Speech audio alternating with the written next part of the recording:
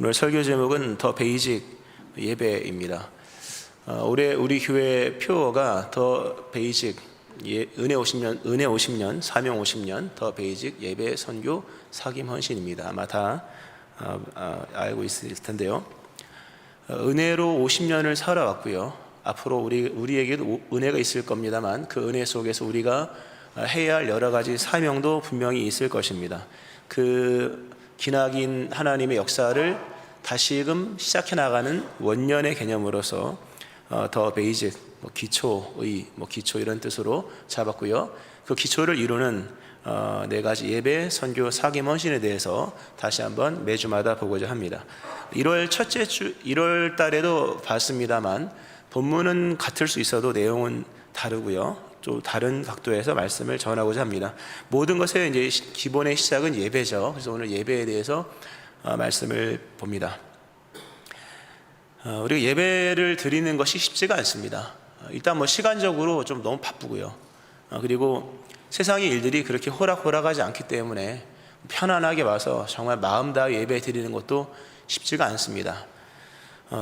그런 일상적인 것 때문에 예배가 쉽지 않은 경우도 있겠습니다만, 이제 기본적으로 우리 내면에 저 밑면에 흐르고 있는 세상적인 풍조 역시 큰 일을 합니다. 예수님께서 제자들에게 그런 얘기 하십니다. 바리새인과 사두개인들 헤롯의 누룩을 주의하라. 그들의 교훈을 주의하라는 거죠. 그들의 사상과 그들의 풍조 또는 더 깊이 사조 같은 것들을 조심하라, 이렇게 하셨거든요.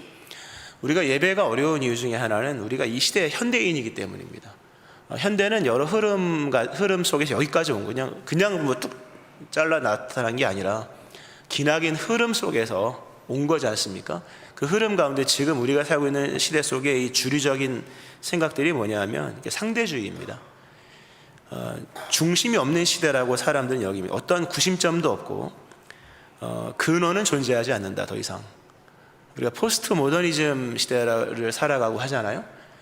예전에 고대 당시에는 만물의 기원이 어딨냐, 만물의 근원이 뭐냐, 그러니까 이야기를 시작할 때 근원부터 시작을 했거든요. 만물의 근원은 뭐다, 이렇게 해서 그래서 이렇게 이야기가 시작했던. 지금은 밑도 끝도 없어요. 어떤 이야기가 그냥 막 튀어나옵니다. 원래 기승전결이 있는 것이요, 서론 본론 결론이 있는 것인데, 우리의 현대적 사고 자체가 서론 본론 결론이 없습니다. 그냥 무조건 다 결론이고 그런 거예요. 그 중심의 어떤 우리의 이해 체계 속에서는 구심점이 없다는 그런 이해가 굉장히 큽니다. 실제 근원이 없고 이 드넓은 우주, 우리가 살아가는 이 세계 속에 아무런 중심이 없다고 여기는 거예요. 그러니까 절대적인 게 없다는 거죠. 절대적인 것이 없고, 그리고 중심을 인정하지가 않는 거예요. 절충이고 혼합이고 평등이고 이런 거예요. 다 나쁜 단어는 아니죠. 절충도 좋은 단어요, 혼합도 좋은 단어요, 또는 상대도 좋은 단어입니다. 다 평등도 좋은 것이지만 다 평등할 수는 없거든요. 다 섞어서 작품이 나올 수는 없는 것이거든요. 오늘 현대 시대 속에 똑같이 타당하고 똑같이 무관심하고 똑같이 획일적인, 그래서 어떤 것을 분별하거나 또는 심지어 판단하거나 또는 어떤 것이 옳고 그름을 얘기하는 것은 굉장히 무례한 것으로 생각을 합니다. 그러나 성경은 분명히 말합니다. 옳고 그름은 있는 것입니다. 물론 우리가 그거를 임의로 정할 수 있는 것은 아니지만 적어도 진리가 있고 거짓이 있는 것이요, 죄가 있고 선이 있는 것이요, 구원이 있고 멸망이 있는 것인데, 이건 섞일 수가 없는 거잖아요, 서로. 분명 이런 세계가 있는 것임에도 불구하고 더 이상 중심도 없고, 그러니까 저마다 자기가 중심인 거잖아요. 예전에는 삶의 의미를 추구했거든요. 그래도 이 인생은 의미가 있어야 돼. 지금은 의미도 없어요. 그냥 재미있게 사는 게 최고. 부모들도 자녀들한테 네가 하고 싶은 거 살아, 그냥 그게 제일 행복. 틀린 얘기거든요, 여러분. 인생은 하고 싶은 거를 하라고 주신 날들이 아닌 거거든요. 다 뜻이 있고 부르심이 있고 목적이 있는 것인데, 이런 시대 속에서 중심을 찾고 중심을 향해 나아가는 삶은 굉장히 어려운 것입니다. 그래서 어려운 거예요. 교회 나오는 것, 예배 생활하는 것, 또는 믿음 생활하는 것, 오늘 제목에 좁혀서 예배를 드리는 이 모든 것들이 우리에게 어려움으로 다가오는 이유는 우리가 이미 이런 포스트 모더니즘의 세계 속에서 이제는 모든 게 해체가 되어서 다 그냥 평준화되고 평범화되고, 원칙도 중심도 목적도 결론도 시작도 없고 뜻도 없고 결론도 없는 이런 시대를 살아가기 때문에 중심을 잡고 방향성 있는 삶을 살아가는 것 자체가 우리에게 굉장히 버거운 느낌으로 온다는 거예요, 여러분. 그러니까 불편한 거죠. 그런 것 자체가 벌써 불편하고 있는 것이 이 시대의 모습이요, 우리의 삶의 모습인 것인데, 근데 성경은 인간이 하나님께 영광을 돌리는 방법을 굉장히 질서적으로 얘기를 합니다. 우리가 잘 아는 성경 말씀, 이러므로 하나님이 그를 지극히 높여, 모든 게 다 평범한 것이 아니라 지극히 높은 것이 있다. 지극히 높여 모든 이름 위에 뛰어난 이름을 주사. 모든 건 다 이름이, 저도 이름이 있고 여러분에게도 이름이 있고, 여기에 심지어 이름 모든 이런 사물들도 이름이 있는 거예요. 컵, 손수건, 마이크, 강대상, 종이, 성경책, 스피커, 많잖아요. 그럼 어떤 이름이, 모든 이름 위에 뛰어난 이름이 있다. 이거는 그 자리는 둘도 못 올라가는 거예요. 모든 이름에 뛰어난 이름을 주사 하늘에 있는 자들, 땅에 있는 자들, 땅 아래에 있는 자들로 모든 무릎을 다 꿇어야 돼요. 모든 무릎을 다 꿇어야 돼요. 무릎을 예수의 이름에 꿇게 하시고 모든 입으로 예수 그리스도를 주라시나요. 주는 뭡니까? 중심, 그리고 결론이고 근원이고 똑같은 거, 알파와 오메가, 시작과 결론. 예수님을 그렇게 중심으로 시인할 때 비로소 하나님께 영광을 돌리는 거예요. 하나님께 영광을 돌리는 것은 우리가 어떤 일을, 예수를 믿어서 어떤 일을 이루고 말고의 얘기가 아닌 거예요. 예수님을 주로 시인하는 것, 그분이 가장 높으신 분이요, 그분은 유일하신 분이요, 그분은 우리의 삶의 중심이요, 그리고 모든 세계가 거기에 무릎을 꿇어야 된다는 그런 세계관 속에서 예수님을 주로서 시인하는 것 자체가 하나님께서 받으시는 영광인 거예요, 여러분. 이거 성공하시기를 축원합니다. 뭘 이루고 말고는 세상적인 거예요, 사실요. 물론 이루어야 될 역사가 있는 것이지만, 그러나 영광은 하나님을 하나님 되시게, 예수님을 그 위치에 맞게끔, 이게 예배죠, 결국. 예배는 뭡니까? 하나님을 인정하는 거잖아요. 하나님을 하나님답게 인정하는 거예요. 예수님을 예수님답게 인정하는 거죠. 성령님을 성령님답게 인정하는 거죠. 이것이 바로 예배인데, 이런 현대를 살아가는 이 현대 속에서 이런 삶을 살아가는 것이 쉽지가 않은 거예요. 왜냐하면 죄인들의 본성인 거예요, 사실 그게. 죄인들은 중심이 없습니다. 그 마음에 하나님 두기를 싫어한다. 죄인들의 기본적인 성향, 그 마음에 하나님 두기를 싫어한다. 로마서에 나오는 말씀이죠. 하나님을 알되 하나님을 영화롭게도 아니하며. 보세요, 여러분. 이게 하나님을 알아요. 근데 하나님을 영화롭게 안 하는 거예요. 하나님은 알지만 예배하기가 싫은 거예요. 죄인의 본성이에요, 여러분. 주일인 건 아는데 교회 오기가 싫은 거예요. 이게 죄인의 본성입니다, 여러분. 하나님을 알되 하나님을 영화롭게 아니하며. 영화는 뭐 차별이잖아요. 차등이잖아요. 하나님을 알지만 하나님을 이런 강대상, 이 물컵 또는 지나다니는 사람들 같은 개념으로 이해하는 거는 영광이 아닌 거죠. 하나님을 영화롭게, 그분의 존재를 특별하게 해야 되는데 하나님을 알지만, 다 알잖아. 그러나 예배를 싫어하는 거예요. 그 감사하지도 아니하고. 감사는 뭡니까? 공로를 돌리는 거잖아요. 공로를 자기가 다 한 줄 알고 있는 거예요. 시대가 만든 줄 알고 있는 거예요. 역사의 산물인 줄 알고. 절대로 아닙니다. 역사의 산물, 시대의 산물, 과학의 발전, 우리의 노력이 아니라 하나님이 주신 겁니다. 그거를 감사를 해야 되는데 그 감사하지 아니하고 오히려 생각이 허망해서 미련한 마음이 어두워졌나니, 스스로 쭉 이어지면서 하나님의 영광을 썩어질 사람과 새와 짐승과 기어다니는 동물 모양의 우상으로 바꾸었다. 하나님의 영광을 자꾸 바꿔 쓰는 거예요. 죄인의 본성입니다. 바꾸지 말아야 있잖아요, 여러분.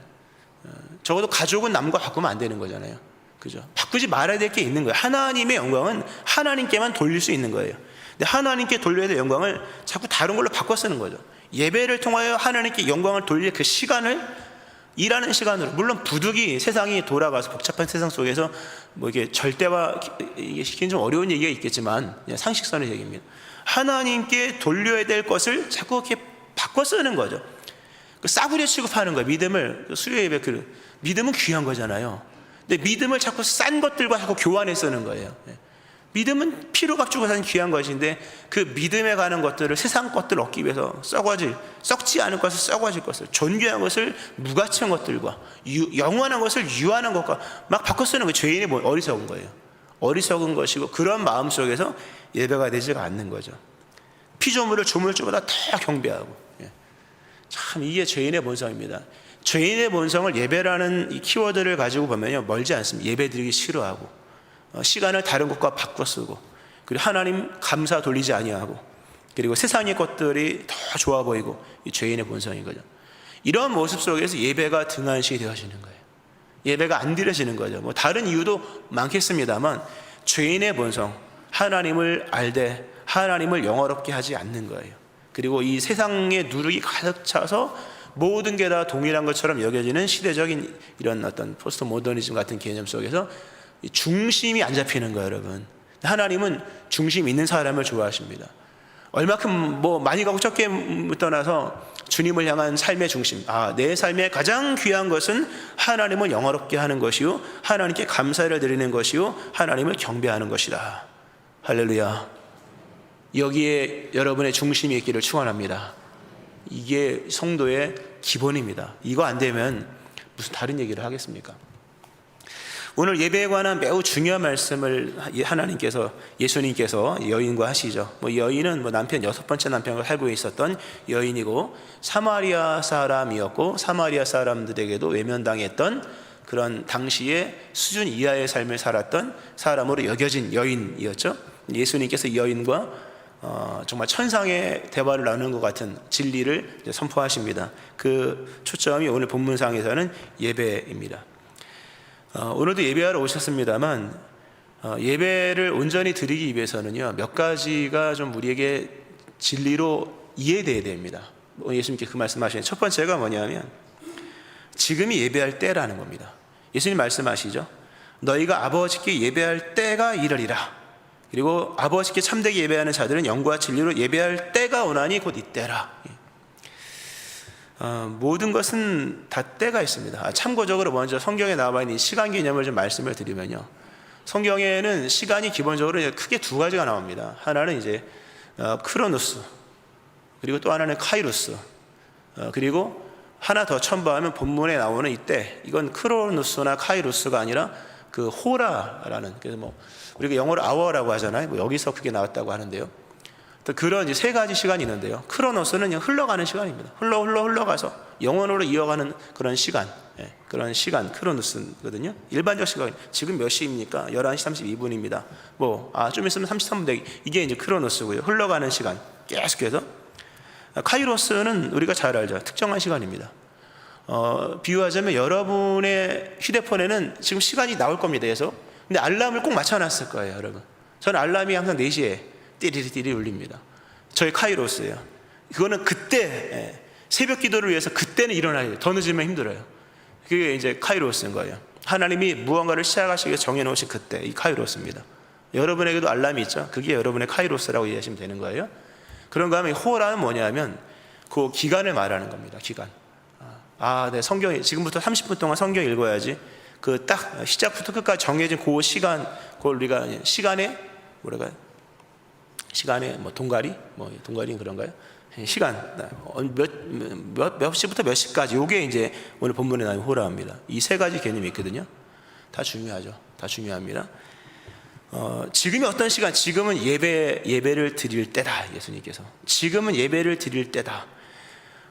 때를 아는 것은 굉장히 중요하죠. 왜냐하면 때를 못 맞추면요, 인생 못 살걸요, 여러분. 지금이 여름입니다.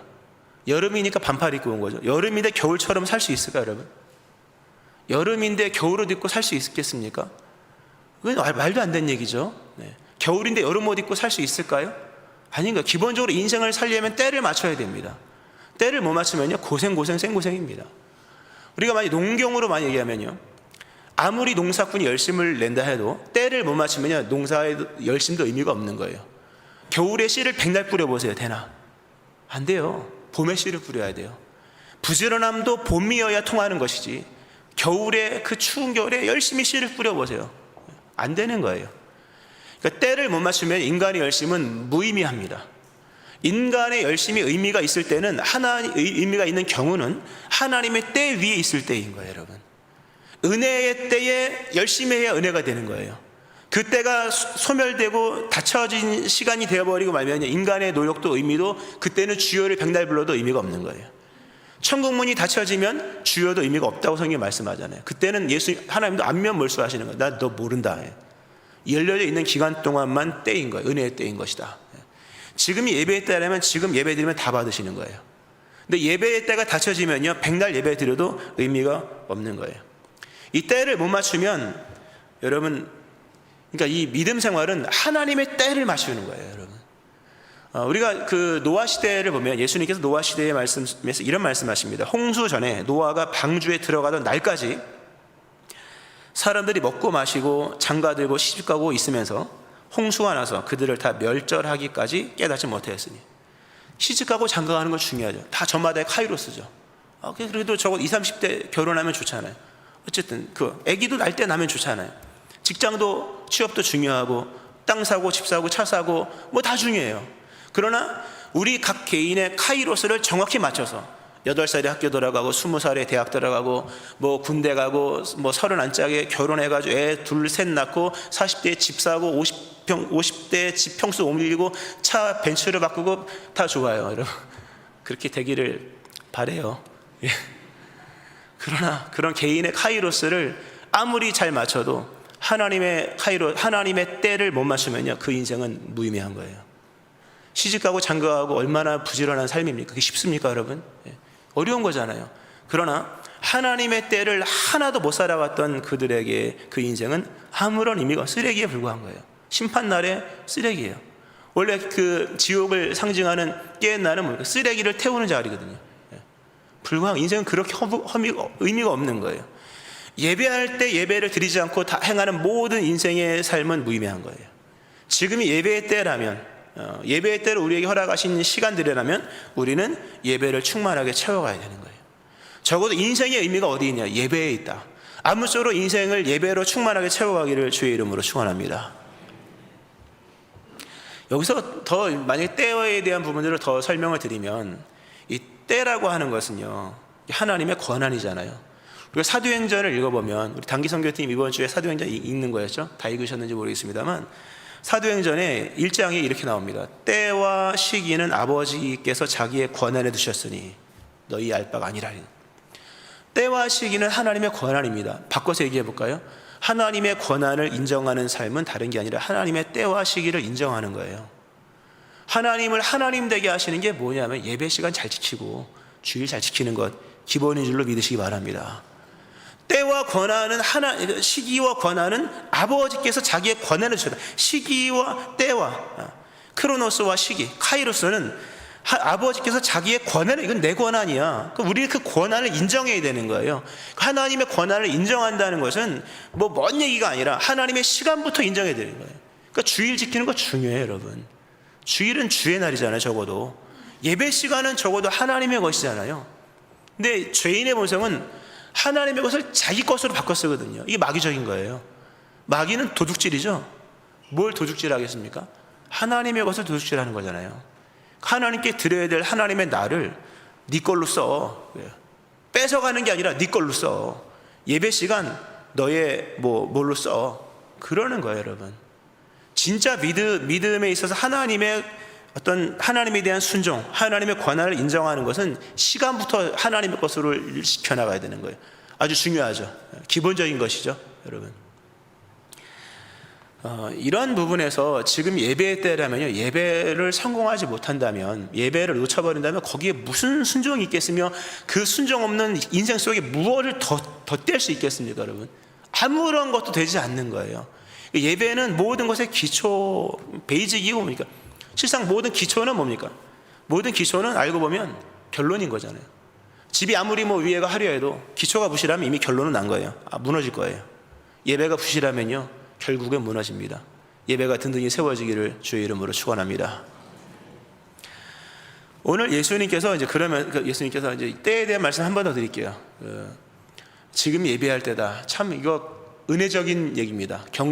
우리가 경각을 갖고 들어야 될 말씀이기도 합니다만 동시에 굉장히 은혜적인 거죠. 왜냐하면 때는 공평하거든요. 자, 지금이 여름입니다. 여름은 부자에게도 여름이고 가난한 사람에게도 여름이에요. 아무리 돈 많은 사람도 더울 겁니다. 지금은. 물론 에어컨 밑에서는 좀 다르겠지만 나오면 더울 거예요. 이 때라고 하는 것은 만민에게 공평하게 주어지는 하나님의 은혜입니다. 은혜. 지금이 예배의 때라면요, 여러분 지금 예배에 성공할 수 있다는 얘기입니다. 이거는 이 하나님이 만들어 놓으시고 하나님이 세워 놓으신 그 은혜의 충만한 세계가 있기 때문에 자격 여하는 중요한 게 아니에요, 여러분. 문이 열려진 이상 누구나 들어갈 수 있는. 왜? 지금은 열려진 세계니까. 연약하고 부족하고 심지어 지금까지 어제까지 흉악한 죄에 빠져 있다 할지라도 돌이켜 예수님을 믿고 성령님 의지하면 여러분도 예배의 사람이 될 수가 있는 거예요. 할렐루야. 여러분을 위해서 이때를 마련한 거예요, 여러분. 이 예배의 때다 이렇게 오픈해놓은 거는 예수님이 사마리아 여인에게 너도 예배할 때 이제 네가 너를 위해서 우리를 위해서 예비해 놓으신 예배의 때가 바로 지금이다 라는 말씀 드리고요. 때에 관해 넘어가겠습니다. 오늘 본문 이어서 하시는 예배에 관해 중요한 건 이제 때라는 말씀 드렸고요.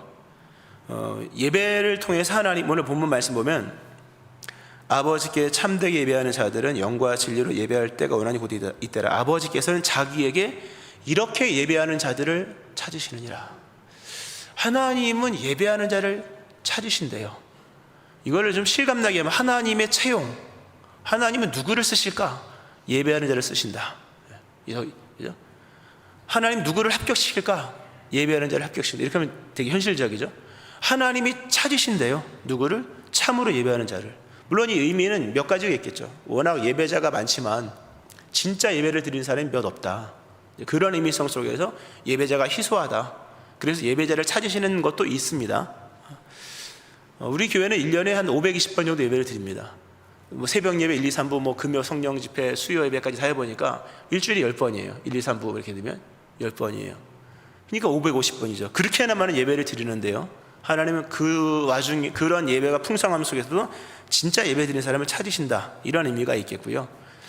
근본적 의미는 뭐냐면 하나님의 구원 의지입니다. 하나님은 예배자 가운데서 사람을 구원하십니다. 아니 거꾸로도 얘기할 수 있겠죠. 구원받은 사람은 예배합니다. 하나님의 구원 의지는 하나님의 찾으심이라는 이 개념으로 설명이 됩니다. 아담이 범죄했을 때 아담을 구원하기 원하시는 하나님의 애절한 의지는 아담아 네가 어디 있느냐 찾잖아요. 아벨이 돌에 맞아 죽었을 때 가인에게 아우 아벨이 어디 있느냐, 하나님 아벨을 찾는 거죠. 하나님은 찾으시는 분이 왜 구원, 이 예배자를 찾으신다는 개념 역시 구원에 관한 거죠. 하나님은 찾으세요. 찾고 난 다음에 기뻐하신다. 내가 찾았다. 하나님 우리가 구원받기를 원하세요. 우리는 찾으십니다. 그러니까 구원의 의지죠. 하나님의 구원의 의지가 어디 안에서 펼쳐지는 예배입니다. 아주 단순한 얘기로 설명하면, 원론적 개념으로 본다면 예배 공동체보다 더 구원적 공동체는 없습니다. 예배 여기서 구원 못 받으면 다른 데서 구원 받겠습니까, 여러분? 중요한 얘기입니다. 예배 공동체 안에서도 만약 구원받을 사람을 못 찾는다면 다른 데 희망이 없는 거예요. 예배 시간보다 더 구원적 시간이 있을까요, 여러분? 구원적 시간, 구원을 행하시는 구원적 시간, 예배 시간보다 더 구원적인 시간이 있을까? 적어도 없을 겁니다. 예배 장소보다 더 구원의 장소, 장소적 개념을, 노아는 장소에서 구원받은 거잖아요. 방주에 올라갔으니까. 방주에 탄 사람만 구원받았다. 만약 그런 식으로 얘기한다면 좀 이상한 얘기지만, 예배 장소보다 더 구원적인 장소가 어디 있겠습니까? 결국 이 예배는요, 많은 걸 말해줘. 하나님에게 있어서 예배를 드린다고 하는 것은 참 많은 것을 말씀을 하나님 그렇게 이해를 하신다는 거죠. 예배를 안 드리는데 무슨 믿음이 어디 있을까요, 여러분? 오늘 사실 설교 준비를 하면서 이 설교를 가지고 질책을 해야 되나, 격려를 해야 되나, 은혜를 해야 되나, 자연적으로 하다 보니 야단을 치겠죠. 설교를 하다 보니까. 안 그러려고 하는데 자꾸 얘기해. 예배를 안 드리는데 여러분 무슨 기대가 있겠습니까? 아주 솔직한 얘기죠, 그죠? 예배도 안 나오는데 주일도 안 지키는데 뭘 지키겠습니까? 그죠? 중요한 얘기입니다. 교회 생활은 굉장히 중요해요. 좀 다른 쪽으로 갑니다만, 우리가 어린이들이 동화책을 좀 많이 어린이들에게 동화책을 많이 읽혀줘야 되는 이유가 뭐냐면요, 세상의 악이나 세상의 흉악함들을 동화책 속에서 배우는 거예요. 가장 안정된 틀 안에서 그렇게 배우는 거예요, 원래. 배우는 겁니다. 그 동화책을 많이 읽어줘야 돼요. 직접적으로 세상을 막 이해하면 애들이 쇼크 받습니다. 그 동화책을 많이 읽어줘서 백설공주 속에 마녀도 나오고 콩쥐파치에 파치도 나오고 뭐 이상한 사람 나오면서 이런 게 있는가 보다 하면서 서서히 이제 배우는 거거든요. 하나님이 왜 선악과를 에덴 동산에 만드셨을까? 죄라는 개념, 악이라는 개념을 그나마 울타리 안에서 배우는 겁니다, 여러분. 교회 안에 왜 시험 드는 일이 있을까요? 교회 안에서 여러분 세상에 있는 악도 배우는 거예요. 그나마 여기 안전 울타리잖아요. 그러니까 교회를 오면서 은혜도 받지만 세상에 안 좋은 것도 배울 수 있는 거예요. 배운다고 경험하는 거죠. 그러나 여기는 우리의 에덴 동산인 거죠. 울타리인 거예요, 여러분. 은혜 동산 안에서 배우는 거예요. 믿음 생활은, 교회 생활은 중요합니다, 여러분. 예. 여러 의미로 중요한 거예요. 나와서 말씀을 드린 겁니다만, 예배가 안 되면 아무것도 안 되는 거예요. 하나님은 예배자 안에서 사람들을 찾으십니다. 예배자 안에서, 참으로 예배하는 자들 안에서 그 무언가를 쓸만한 사람을 찾든 구원할 사람을 찾든 뭘 찾든 찾는 거예요. 찾아지는 은혜가 여러분에게 임하기를 주의 이름으로 축원합니다. 중요한 거 하나 더 말씀하고 이제 말씀을 좀 정리를 하면요, 예배에서 가장 중요한 게 뭔지를 아셔야 됩니다. 예배에서 가장 중요한 것은 은혜를 받는 게 아니라 하나님을 만나는 겁니다. 이게 예배와 일반적인 삶의 아주 확연한 차이입니다. 일반적인 삶은 은혜의 연속이 은혜 받는 거잖아요. 근데 예배는 은혜 받으러 오는 게 아니라 하나님을 만나러 오는 거예요, 여러분. 은혜 받았어, 이거 아닌 거예요, 여러분. 은혜는 당연히 은혜 없던 적이 있었습니까? 하나님이 은혜 안 주시던가요? 하나님 은혜 진짜 주시더라고요. 그냥 뭐 막 주세요. 감춰놨다 주시고 꺼내다 주시고 주시는 거죠. 근데 예배는 은혜를 받으러 오는 게 아니에요. 물론 은혜 중에 은혜니까 하나님 만나는 거지만 그것도 은혜입니다만 좀 구분을 짓는 거예요. 초점을 잡는 거죠. 예배는 하나님을 만나는 시간입니다. 오늘 예수님도 하나님이 찾으신다는 거죠. 왜 찾으실까요? 뭘 찾으실까요? 사람을 찾는 거잖아요. 왜 찾으실까요? 만나려고 하는 거예요. 예배는 은혜를 받는 게 아니에요, 여러분. 은혜는 이 자체가 은혜예요, 여러분. 믿으십니까? 일주일 동안 무탈하게 아무 사고 없이 와서 예배 드리는 게 은혜죠. 이게 은혜죠. 믿음 까먹은 적이 얼마나 많습니까? 허탄한 것에 믿음 팔아먹고, 싸구려 믿음 취급해서 별것도 아닌 것에 믿음 팔아먹고, 시간 팔아먹고 이러고 왔잖아요. 근데도 와 있다는 것 자체가 은혜죠. 그죠? 이게 은혜입니다. 이 자체가 은혜예요, 은혜. 여기서 우리에게 필요한 건 뭐냐? 하나님을 만나는 거예요. 예배는 하나님을 만나고 하는 거예요. 하나님을 정확히 만나고, 만약에 원어적 해서 입 맞추고 그분에게 입을 맞추는 거예요. 프로스퀴네어, 입 맞추다. 아주 대단한 얘기죠, 그죠? 예. 여기서 중요한 게 하나님을 어떻게 만나느냐라고 하는 겁니다. 오늘 여기 보면 참 어려운 얘기가 있죠. 하나님은 영이시다. 영이시다. 영은 보입니까? 안 보입니까? 안 보이죠. 비물질이라는 거예요. 그래서 난감한 겁니다. 예배는 하나님을 만나야 하는데 하나님은 보이는 분이 아니잖아요. 붙잡을 수 있는 우상이 아닌 거예요. 우리가 가서 끌어안는다고 끌어안아집니까? 이게 안 되는 거잖아요. 하나님은 영이시다. 그러므로 예배를 온전하게 드리기 위해서는 계시가 필요하다. 완전한 계시가 필요한 거예요. 성령님과 예수님께 계시라는 단어를 써서 죄송하긴 합니다만 계시적 존재가 있어야 되는 거예요. 오늘 예수님께서 사마리아 여인과 얘기하면서 너희는 알지 못하는 것을 얘기하고 우리는 아는 것을 예배한다. 이는 구원 유대인에게서 남이라. 이 말씀 나오잖아요. 굉장히 난제인데요. 이게 어려운 얘기인데요. 사마리아 사람들이 하나님을 알았지만 사마리아 사람들의 한계가 뭐냐면 그들은 성경의 모세 오경만을 인정했어요. 사마리아 사람들 모세 오경만 알고 있는 거예요. 그러니까 계시가 불완전한 거예요. 불완전한 계시를 가지고 예배를 드리니까 하나님을 못 만나는 거예요, 여러분. 예수님이 우리는 아는 것을 예배한다. 왜? 구원은 유대인에게서 남이라. 무슨 얘기냐면 하나님이 누구신가에 대한 계시는 유대인을 통해 나타났잖아요, 그죠? 그걸 얘기하는 겁니다. 그래서 충만한 계시의 세계를 유대인들이 갖고 있잖아요. 물론 그들도 제한적이었으나 그나마 그런 거죠. 사마리아 사람들, 너희가 예배가 안 됐던 원인은 여러 가지 이유가 있겠지만 계시의 불완전성이야. 너무 하나님이 누군지 모르는 거야. 하나님을 예배할 대상이 하나님인 것은 알았지만 하나님이 누군지를 모르는 거예요. 예배가 될까요, 여러분? 가인의 예배를 보면 가인의 예배에서 중요한 건 가인의 예배를 안 받았다는 게 그건 안 받을 수 있는 거죠. 하나님인데 뒷부분이 안 좋았다는 거예요. 뒷부분 하나님과 가인과의 얘기가요 안 돌아가는 거예요. 예배를 하나님의 마음대로 하는 건데, 그렇죠? 받을 수도 있고 안 받을 수도 있고, 성경은 그 예배를 왜 안 받았는지 말았는지에 대한 그것도 중요하게 여기지 않아요. 중요한 것은 하나님과 가인과의 관계성 속에서 가인이 하나님을 싫어했다는 거예요, 여러분. 안색이 변하고 얼굴색이 변하고 기분이 안 좋잖아요. 하나님과 어떤 만날 수 있는 준비가 전혀 되지 않는 거예요. 예배는 이벤트가 아니라는 거잖아요. 하나님 만날 준비가 안 돼서 하나님이 찾아왔잖아요. 감사하게도 예배는 연락 안 했죠. 제물은 안 받았지만 제물을 드렸던 가인에게 찾아왔으나 결국 불발됐죠. 하나님 만나셔야 됩니다, 여러분. 하나님 만나셔야 돼요. 하나님 만나려면 하나님이 누군지 알아야 될 거 아니겠습니까? 하나님 만나려면 계시의 불완전성에서 벗어나야 돼요. 근데 하나님은 참 안타깝게도 우리에게는 안타깝게 영이신 거예요. 영이신 하나님을 알기란 불가능한 겁니다. 그 영이신 하나님을 알도록 하나님께서 우리에게 보내신 두 분이 계시니 그분이 바로 예수님이요 성령님이십니다. 할렐루야. 그 예수님과 성령님을 의지하지 않고서는 하나님 못 만납니다. 다 불완전한 계시에 불과한 거예요. 뭐 우리가 뭐 사업이 잘 되고 자식이 잘 되고 해서 은혜 받아서 그건 은혜에 불과한 겁니다. 사업이 잘 되면 구원 받습니까, 여러분? 자식이 잘 된다고 구원 받나요? 구원은 하나님을 만난 사람입니다. 만나면 은혜가 있기를 축원합니다. 만남인 거예요. 그 예배는 구원과 연결된 것이고 그 구원은 하나님과 만남인 것인데 그 만남을 해결할 수 있는 방법은 성령, 그러니까 영과 진리니까 성령과 예수님이죠. 근데 이 원문으로 보면 이 거의 같은 단어인 거예요. 예수님으로 해석할 수 있고 성령님과 예수님으로 분리할 수 있어요. 상관없습니다. 예수님의 영이 성령님이시고 성령은 예수님의 영이시니까. 중요한 것은 성령님과 예수님을 의존하고 겸손하게 예배를 드려야 된다는 것입니다. 이제 이게 왜 중요하냐면요,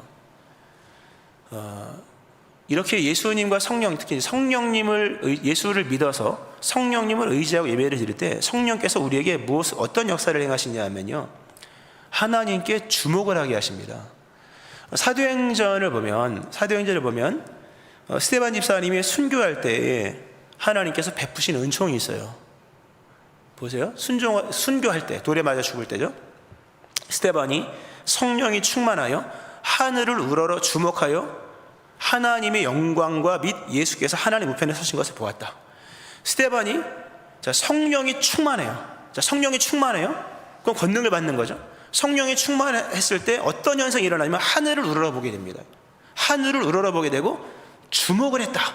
이 주목했다라는 단어가 바라보는 대상을 향해서 뚫어지게 쳐다봤다는 거예요. 집중된 시선, 우리가 응시라고 하죠. 응시 뭡니까? 열심히 보는 거죠. 사도행전에서 역사가 일어나기 직전에 항상 있었던 표현이 뭡니까? 주목하여 봤다 하는 거예요. 성령은 무언가를 주목하게 봅니다. 막 흘러가는 시간 속에 잠깐 이거예요. 이거는 특별해. 앉으면 일으키고 잠깐 루스드라 앉으면 일으키고 주목하여 보는 것. 교회 그냥 와서 예배 드리면요, 하나님 안 보입니다. 사람은 보일걸요. 뒤통수만 보일걸요. 예배가 그냥 찬송가밖에 안 들리는 거예요. 성령이 우리 안에 역사하시면요, 하늘을 향하여 주목하는 그 응시, 그 시선이 생겨지는 거예요. 그 시선이 생기면서 하나님을 또렷하게 보는 거예요. 비록 멀리 있을지라도. 성경이 야곱에 관한 말씀이 이제 창세기 28장부터 개인의 인생이 나오지 않습니까? 야곱의 인생 속에서 제일 중요한 게 뭐냐? 하나님에 대한 초점이 잡혔다. 베델 사건. 그거 나오잖아요. 꿈에 본즉 사닥다리가 땅 위에 서 있는데, 꿈에 본즉 보았다. 사닥다리가 땅 위에 서 있는데 그 꼭대기가 하늘에 닿았고, 또 본즉 하나님의 사자들이 그 위에서 오르락내리락 하고, 또 본즉 여호와께서 그 위에 서서 이르시되 나는 여호와니. 계속 뭔가 이렇게 초점이 잡히는 거죠. 하나님을 향한 시선이 열려지는 거예요. 이게 성령이 하시는 것입니다.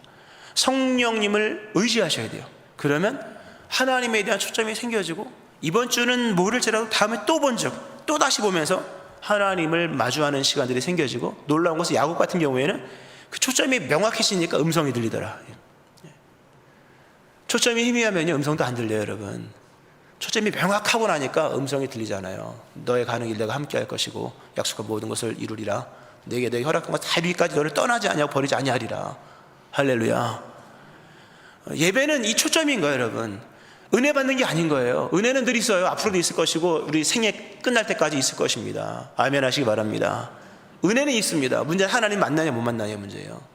성령이 충만할 때 스데반 집사님에게 베푸신 하나님의 은총은 뭐냐면 하나님을 보게 하셨다. 예수님이 하나님의 영광과 예수님이 서 계신 것을 보게 하셨다. 여러분의 예배가 성공적으로 드려진다면 하나님 만날 것입니다. 오늘도 하나님의 음성이 들려질 것이고 하나님 만나, 이 기쁨인 거예요, 여러분.